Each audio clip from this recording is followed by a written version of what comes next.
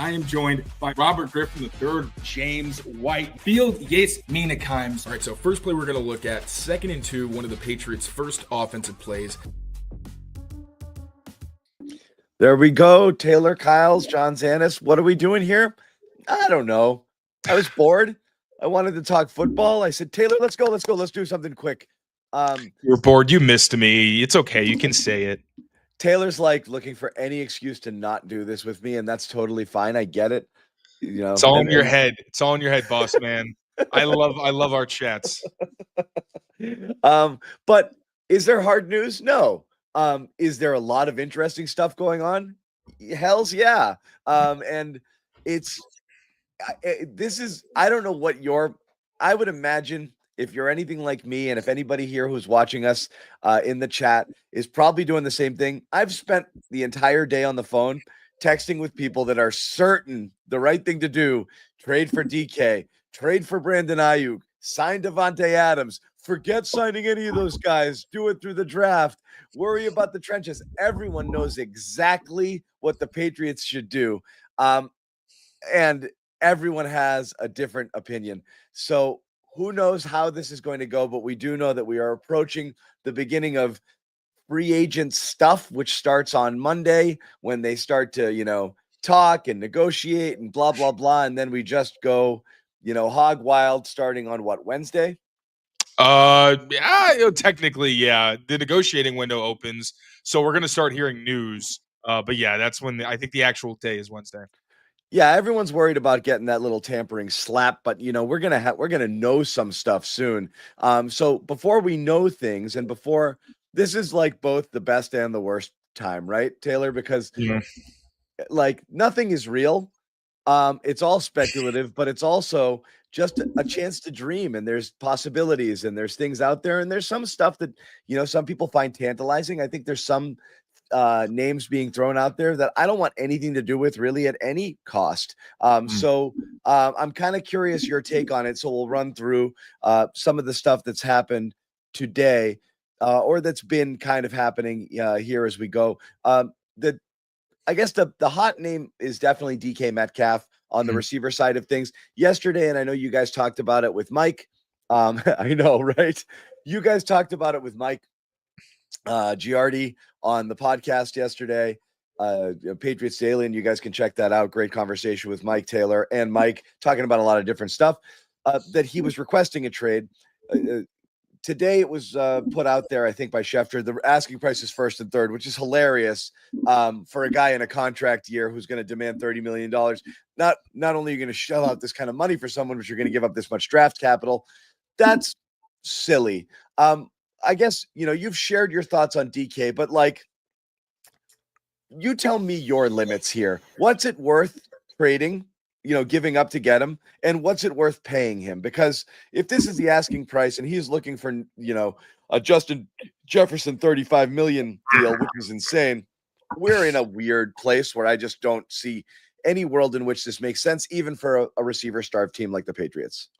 Yeah, so I don't want to set too hard of a cap on money because the Patriots have more of it than they know what to do with, right? If you want to look at a team like the Eagles, they're paying 2 receivers number 1 money, right? Devontae Smith and A.J. Brown, and they have their quarterback Jalen Hurts on his massive contract. So, it can get done if the Patriots wanted to pay DK like a number 1, even though he's never really lived up to that potential, and then maybe you double dip with someone like a Godwin or a Brandon Aiyuk on the trade market, or you find some other guy.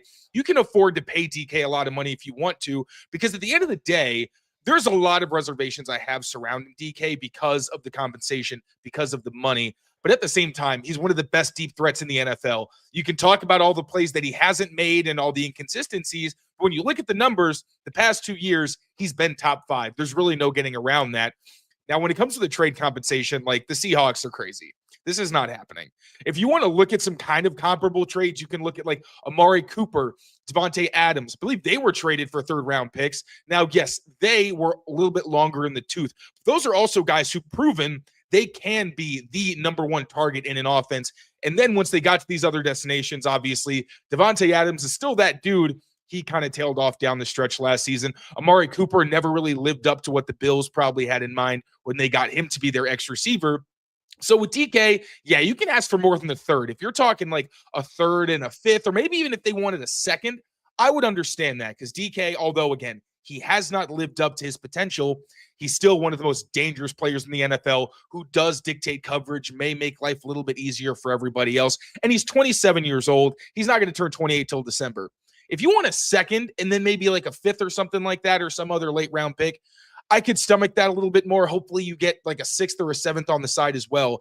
But if you're talking a first round pick, I don't think any team is going to be serious about that, especially when the receiver's already on record saying that he wants to be traded. So it's either sign him to a new deal or he goes somewhere else. The Seahawks don't really have a ton of leverage here. I'm throwing this comment on the screen because I know it's something Taylor and I are going to discuss. Every single thing we talk about here has to be with the caveat of like, definitely what we've seen based off of what happened last year. And just what you know about, this situation is this is not a lot of people for various reasons don't consider this to be a desirable situation. Because we know this to be the case, you're going to have to, we can't qualify every conversation we have with it because everything is hypothetical or theoretical. And if nobody wants to come here, none of it really matters. So a lot of it's going to come down to what can you get and who can you get and how much is it worth overpaying. And I really do wonder, without getting too deep into it, but there are a lot of reasons here that players don't want to play. Massachusetts isn't the type of state some people want to live in. People don't want to deal with the tax situation, here as well. You don't have currently a winning roster or one that looks like it has a quick path to success. It's not like a fast turnaround situation here. And I don't think you can crap on the NFLPA report about everything being bad here. In addition to that, you've also got, Bert Breer going on NBC, Boston the other day, saying Patriots are far behind the rest of the NFL in several other areas, not just amenities and this and that. That includes the types of staff that they have, within the building, support and this and that. So it's almost like, let's say you're going to go put your kid in private school for $60K a year, and you show up and it like is this tattered building run down, and you'd be like, I don't think I want to do that. Like I want the nice shiny place. So like all of that stuff matters there. I mean, some question about the Patriots' commitment to winning. So I really do wonder like what the surcharge is on all of these potential free agents. Like if you got to go 10 to 20% over market just for your suck tax or the Massachusetts tax, how much more do you have to keep going to overcome all of these obstacles for someone? For some people, it might just flat out be a non-starter. There might be names off the table completely. I think at the end of the day, like Mike Vrabel's touched on it, the first thing is always going to be money. That's what it comes down to. Unfortunately, the Patriots are in a position where there's so much uncertainty. Some players are saying, I don't really care about the money. I'm not going to squabble over $5 million. I'd rather go somewhere where I think my family's going to be happy, where I can win. There's other factors. So the money is the most important thing. But again, the Patriots have plenty of it. Then it's opportunity. Like we said, there's a ton of spots on the roster. You have opportunity and you have the money. But then the other layer of that is, okay, what situation am I going to? As much as we want to talk about Mike Vrabel and Drake May, Mike Vrabel, if you just want to be a pessimist, right? You're not going to talk about the success that Vrabel had, the respect that he's garnered throughout the league, the connections, any of that. You can say Mike Vrabel is a guy who got fired by his last team and was out of the league for a year. So if I'm just, a player and I don't really care about the politics of the NFL and all I know is that about Mike Vrabel, all right, this is a guy where he's still, got this bad team. The Patriots have been in the news for some not great things just because they've been such a crappy team and the leadership was poor last year. Do I want to hitch myself to that wagon? And furthermore, if you want to be pessimistic about Drake May, sure, he showed some huge upside, but that was a limited sample size. He didn't play the entire season. And if someone wanted to really do the dirty work, they could see his last two games were probably the worst that he had outside of his, season or career debut. Yeah, of course, we whisper these things. But I'm just saying, if you want to be a pessimist, as much money as the Patriots have, as much as things look like they're going up from where they've been, they still have a long way to go to climb themselves out of this. And it's not fair to say that without qualifying, a lot of the reasons for why last year you were looking on a team that had, just moved on, brought in a rookie head coach, had an unsettled quarterback situation, and and a bad roster to start the year. So you didn't have things going for you that you have going for you this year. And so you have, Mike Vrabel, you have Drake May, you have a new weight room and new facilities coming. You have an owner who's at least seems to have gotten the memo that, like, okay, maybe I need a plane with Wi-Fi, these And those are things that, nice, but those are amenities at the end of the day. It's like an apartment with a pool versus an apartment without one. It's like, yeah, that's super nice that I've got it, but if the place is run down, or like if you're making me pay out of the wazoo, I don't really care about the pool. You know what I'm saying? Like, those things are nice, but they're not. And I get it. But there's a lot behind it. The family stuff, all of those things. It's like compound the bad parts. You don't need to add that on top of it. You should be miles ahead of the game as far as that stuff is concerned, and it's really upsetting. But it really was a gut punch and a reality check, seeing that Ridley wanted nothing to do with coming here. Aiyuk demanded a trade. Patriots offered everything that he could have possibly wanted in a contract. He's like, nah, I'm all set. And so that's a bummer. You could be the team that does everything the right way and still not get there. So we don't know what's going to happen here. That being said, we can't, like I said, qualify every conversation we have with that. That's a reality that they're going to have to face, and it could limit them. But once you get, money is one. Winning helps a ton. And if you got to just start rolling in that right direction to make it seem like, okay, there's something going on here. And yeah, for offensive players, it is appealing to think that, like, I could be a friggin' number one and put up monster numbers here because they got nobody else. They're going to need me. They're feeding me the ball. I love this. So, there could be some other reasons to go in there. DK is one, name out there. Another one will stay quickly with Seattle is Tyler Lockett, bargain basement sort of thing here. That's someone that you might look to, who might be short money on a 1 to 2 year deal that could come in here and compete, but isn't going to change things. The other super sexy name here outside of Godwin and Higgins, with T is, still in the trade, oh, this is what I keep getting here. I know. Hi. I know. Regular. Thank you, honey. Welcome home. Let me do this and yeah. Bye-bye. I've only ever heard cameos. She looks exactly like you. Go figure. Yeah, she's been on the last 2 Garden reports. She can't now making the rounds. Now she thinks she has to be on it. She can have a guest spot every once in a while. I don't mind. Family friendly pod. Just got home from school. Outside of Godwin, and then we don't know what's going to go on with the Higgins situation with him being franchised. This is the most interesting name to me by far here, Taylor. And I don't know if you've hi. I don't know if you've already weighed in on this, but even if you have not, I am curious your take. I like this the best of anything that you could do, mainly because I think you could go. I think this is the type of thing where you can overpay on a short deal, $2 and $50 or whatever it is that you think it takes or more. And this could be your guy. And I still believe that there's some left in the tank there. I don't think you're necessarily, I don't think he's at the point where you're paying for past performance with Davante Adams. I think he's still real. Yeah, and just to hit on Tyler Lockett really quickly as well, I don't want to spend too much time because reporters. I was going to circle back. Yeah, but go ahead. Oh, my bad. Okay, so I'll just go on Adams then. So with Adams, yeah, I think we agree. He's the best wide receiver who's on the market right now. It's not particularly close. I will say he had some very disappointing moments down the stretch last year where at first I was like, hey, it's still Davante Adams. He's still that dude. I just wanted to do my due diligence and, just some really weird like focus drops, not finishing at times. And things were so bad in New York. I'd understand if, maybe he wasn't really at his best mentally, but still he's the best route runner in the NFL, the guy that everyone's still watching as teach tape. He's still got juice. And he can win on 3 routes right now if you really need him to, bare minimum, and he's going to be very good at those routes. Slants, goes, stops.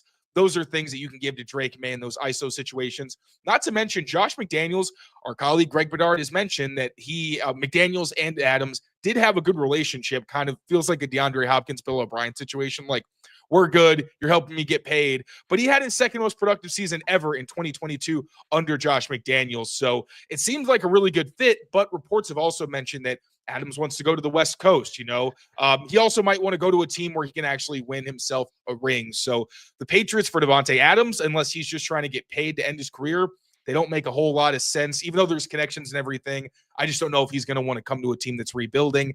But the Patriots should absolutely be all in and be able to pay him, or be willing to pay him damn near whatever he wants. And that's what I think. I think you can guarantee 2 years worth of whatever the hell he wants and be okay with it, because you got the money and you got to spend it somewhere. And so this to me makes a lot of sense. This is not, I think the worst thing that you can do here, Taylor, is giving up draft capital and massive money. Yes. That's really hard. And that's what it's going to take to get Metcalf or Higgins. I think it's the thing nobody likes to talk about, but like sometimes like there isn't a great solution, or like the thing that you want, you just can't have. And really, we know the formula here. How do you get good? You draft and develop, so you got to hit on those picks. And, they might already be a year behind on that outside of the quarterback, but you draft and develop, you pay a premium for can't miss top tier talent. So if you're going to pay number one money, make sure you're paying it for a number one guy. When you're paying it for a number two guy or a number three guy because you're stuck in free agency trying to play catch up, that's usually a loser's game. And most of the teams that win free agency tend to not come out, on top here. It's a bad position to be in. The next is smart signings. Make sure that you're going in there and you're drafting guys. I mean, you're paying guys at maybe not the super high leverage, pricey positions like edge or corner or receiver or tackle, but you're getting really good quality guys. You pick the bones of teams that can't afford their players anymore, and you get them on the cheap. Whatever you can do there, you have to rebuild a lot of the roster, and that's the smart way to do it. And that might leave you still searching for that number one receiver a year from now, even 2 years from now. It's bad luck that in the year that you have a number 4 pick, the two areas of greatest need, clear cut number one and an offensive tackle, aren't going to be available for you at 4, not in the way that you want them to be. So you just have to kind of play the board as it lies here. And it might not involve this. I think Devontae Adams is the clearest path here to potentially getting that done. We will hit on a few other things here. We're only going to hang out for another 15 minutes or so. So we want to be able to get your questions in as well. We will let you know here for those of you watching the show. Yeah, if you can support the show with super chat donations, but you don't have to. They're always welcome if they are, and you put them in there. The money is spread out to the hosts, but also on top of that, it makes Taylor, Taylor can get more of his Funko Pop, little dolls there. Need money for Funkos.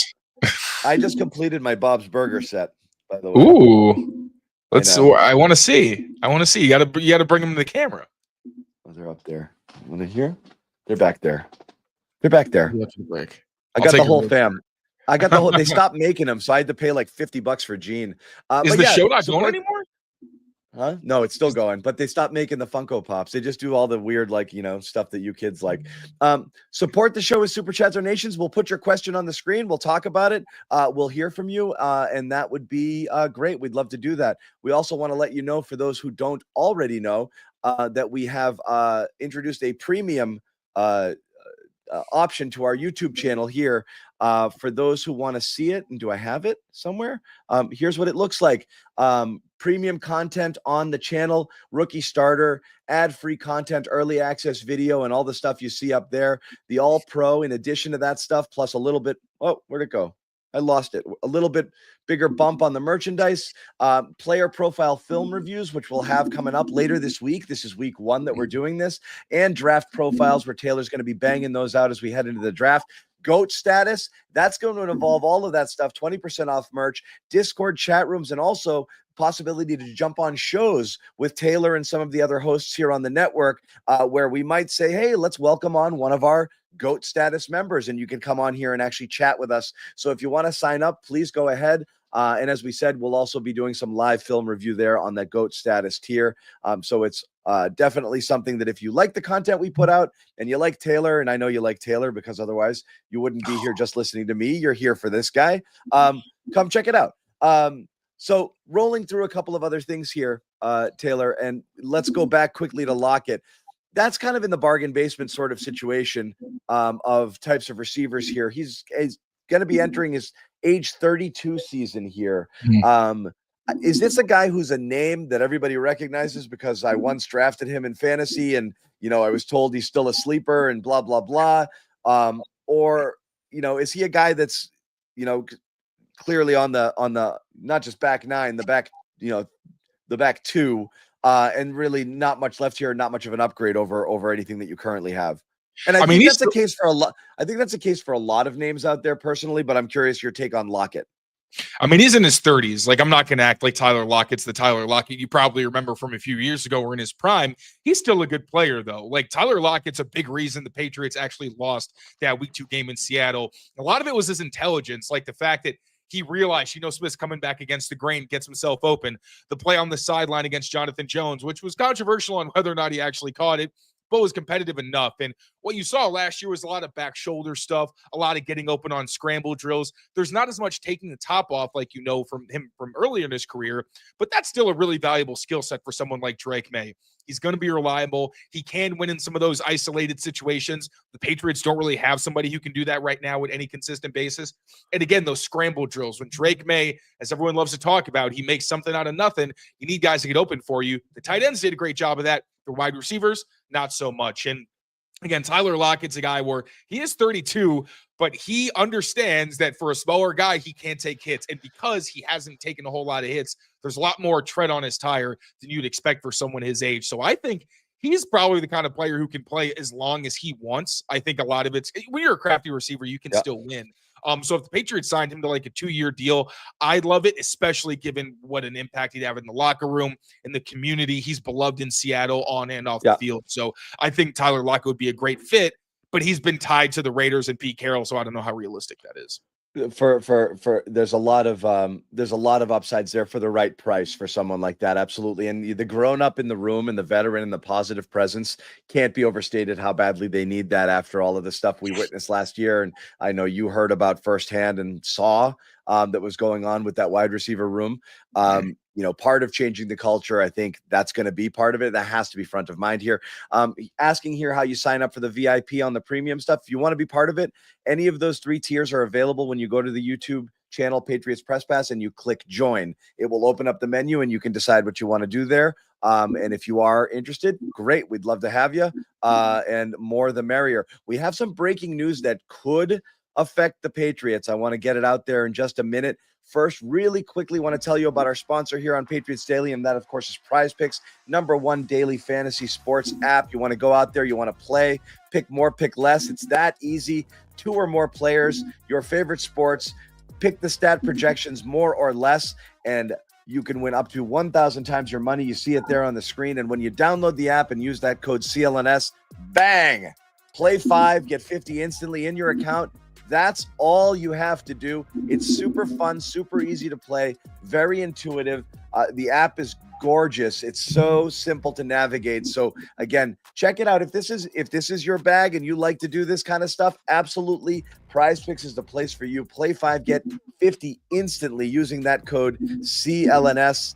And sign up today. Play 5, get instantly. Prize Picks, baby. Run your game. All right, let's get back to it. Did you love how I timed that to the full screen? That was fantastic. Well done. All right, Taylor. Well done. I have some skills. This is the breaking news. The Bengals allowing Trey Hendrickson to seek a trade. This is interesting. Why, if you're a Patriots fan? Well, one, sure, you would love yourself some Trey Hendrickson if that were something that you could pull off.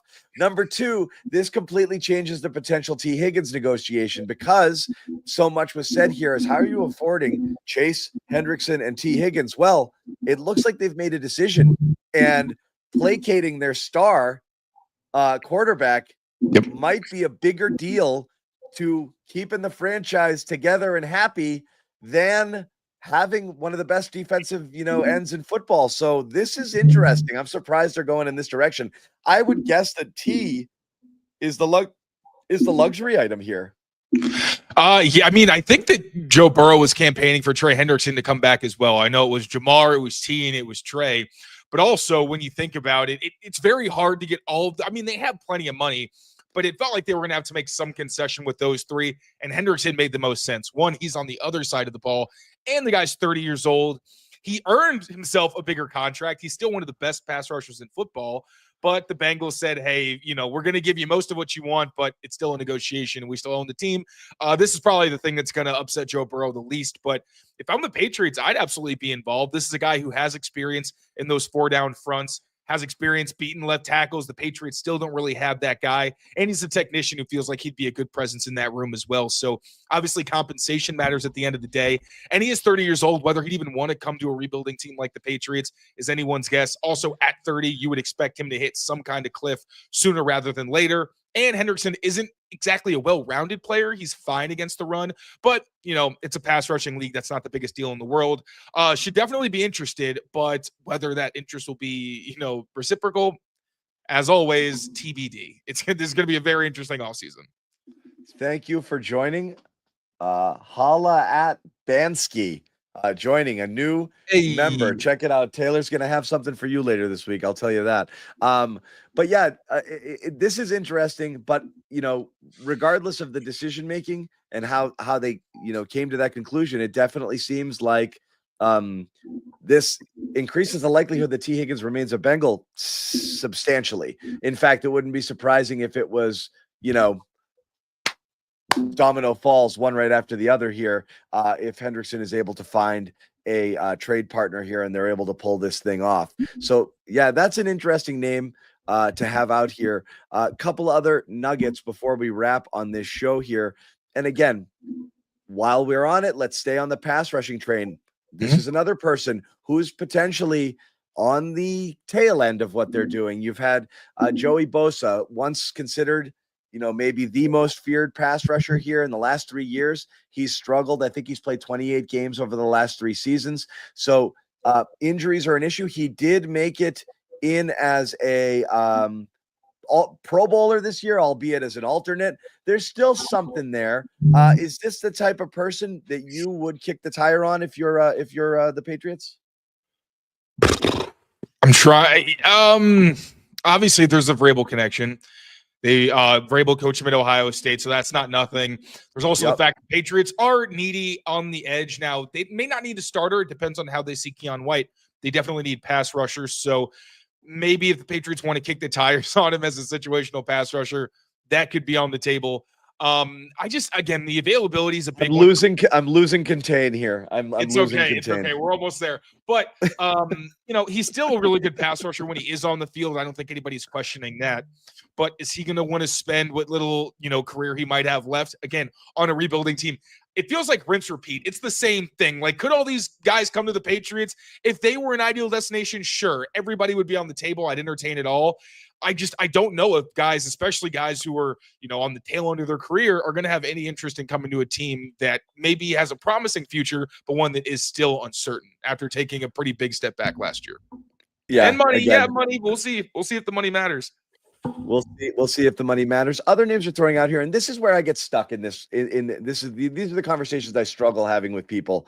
Every time you see a name or you recognize a person, Lockett being one, Christian Kirk being another, you see that Darius Slayton's name pop up there, who I know you like, but the reality is, like, I don't know how you feel about this, or players of this ilk, and maybe you might have Kirk in a different class than other people. I always find it funny because a name pops up, and I do think that the first reaction everyone has is, "Ooh, how about that guy?" Because maybe once they went for 1,000 yards, or once a fantasy expert told you to draft them, or you picked them up off waivers and they won you a week, and you can't remember when it was. Was it last year, 2 years ago, whatever it is? And you're thinking, oh, maybe in the right situation, this guy could take off, as if they're like a third-year player. And then you look it up, and they're 28 years old, and they've been in the league 6 years, and their numbers are dead freaking mid across the board.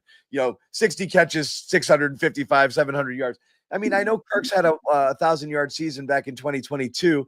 I don't know what class of receiver he is, and I don't know what you're getting by signing these type of guys. I almost feel like every guy out there is KJ Osborne to a degree. Like, not exactly, but like, it's a name you've heard of, you've seen have moderate success elsewhere, and you bring them here, and they don't do much. Is Kirk a guy that moves the needle for you at all?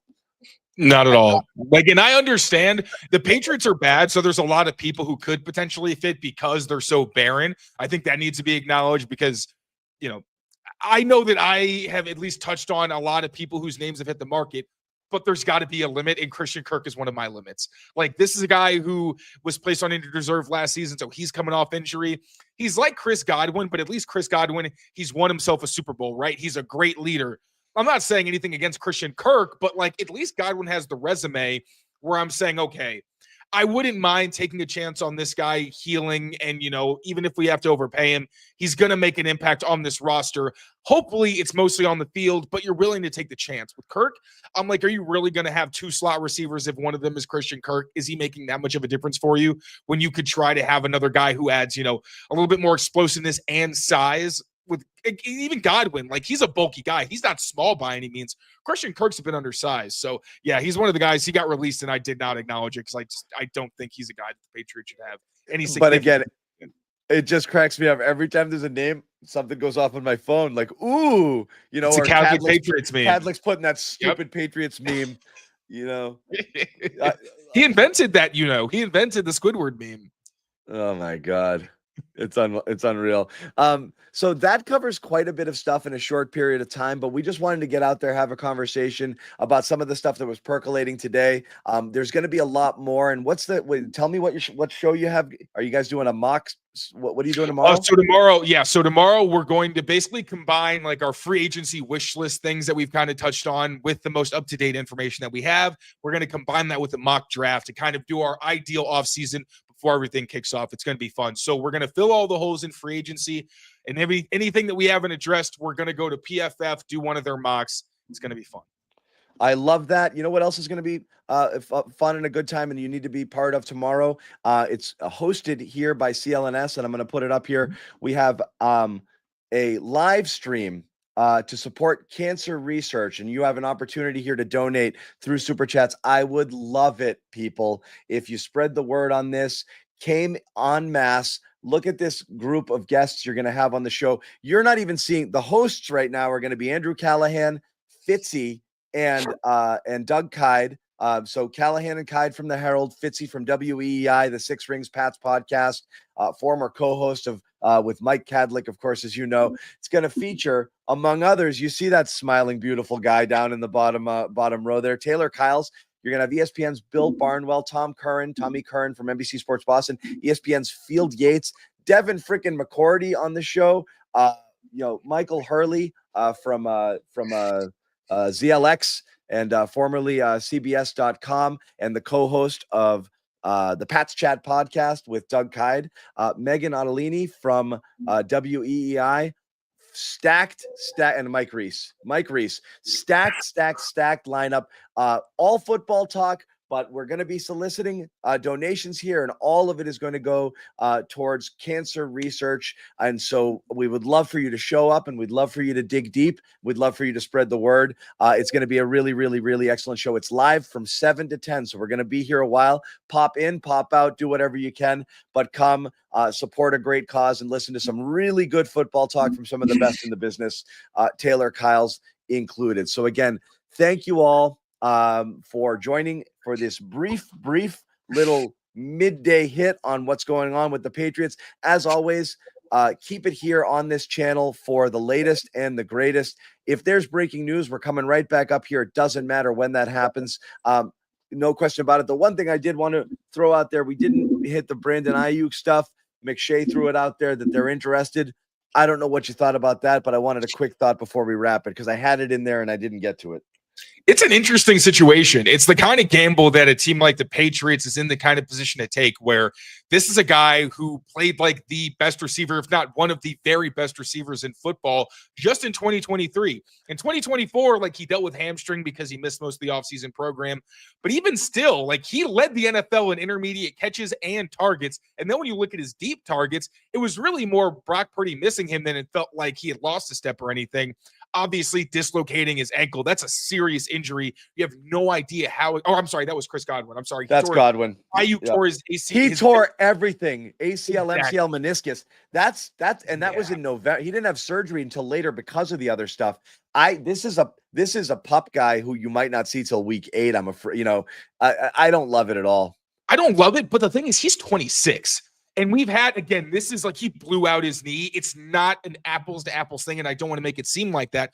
But there are players who have blown out their knees and then come back and had some of their best seasons. So I would be interested, but I also don't want the Patriots to get bent over a barrel trying to get a good receiver. Like I've seen rumor, like if the second, third rounder and like a sixth rounder, I'm cool. Don't flirt with the first, third rounder or the second. I think that's way too much of an asking price. Yep. I have to boogie. Thank you guys for hanging out with us. Taylor, I'll talk to you later.